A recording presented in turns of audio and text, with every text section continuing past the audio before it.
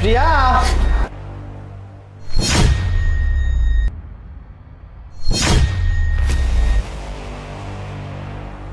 কি ব্যাপার? তুমি রান্নাঘরে কি করতেছো? আমি রান্নাঘরে যে খাবার বানাতে আসছি। খাবার বানাতে আসছো?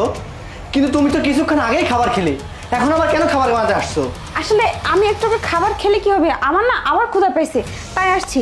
কেন, আমি কি দ্বিতীয়বার খাবার খেতে পারি না? হ্যাঁ হ্যাঁ, কেন খেতে পারবে না? অবশ্যই খাবে। ঠিক আছে, তুমি খাও। আমি শুধু এটুকুই বলতে আসছি যে আমার অফিসের জন্য দেরি হয়ে যাচ্ছে, আমি অফিসে যাচ্ছি। বেঁচে গেলাম। ম্যাডাম, স্যার আসছে। বুলবুল, আমি না তোকে অনেক ভালোবাসি, বুঝতে পারছিস? ম্যাডাম, আমাদের এই বিষয়গুলো যদি স্যার সব জেনে যায় তখন কি হবে? আরে কি বলছিস, তোর স্যার কোত্থেকে জানবে? তোর স্যার কিচ্ছু জানতে পারবে না। তুই শুধু আমার, আমি শুধু তোর।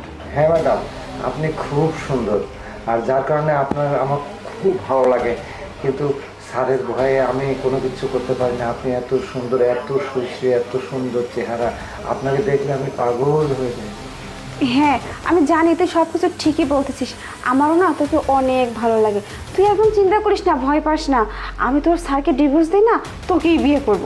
হ্যাঁ বুলবুল, আমি তোর সাথেই সংসার পাতবো। তুই কোনো চিন্তা করিস না, আমি তো তোরই আর তুই আমার, বুঝতে পারছিস? ঠিক আছে ম্যাডাম। হ্যাঁ আচ্ছা, ঠিক আছে। লজ্জা করলো না আপনার? আপনি বাবা বয়সী একটা মানুষ, কি করে পারলেন এই কাজটা করতে?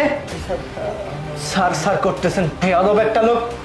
ও আপনার মেয়ের বয়সী, আর আপনি সি সি আঙ্কেল সি, ঘেন্না হচ্ছে আপনার প্রতি আমার। আর প্রিয়া, তুমি কথা বলতেছো না কেন?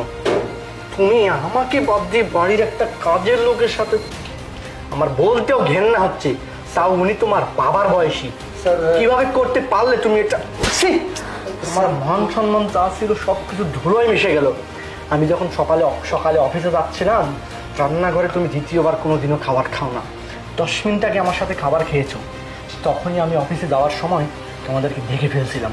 তাই আজকে অফিস বাদ দিয়ে চলে আসছি তোমাদেরকে হাত নাতে ধরার জন্য। স্যার আপনি চুপ করো!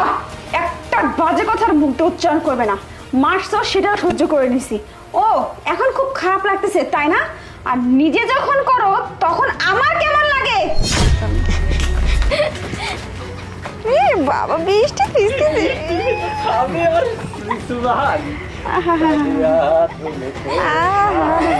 তোমাকে ছাড়া আমি অসহায়। ইস, ইস। একবার আগাতে এই নাও। একটু কোলে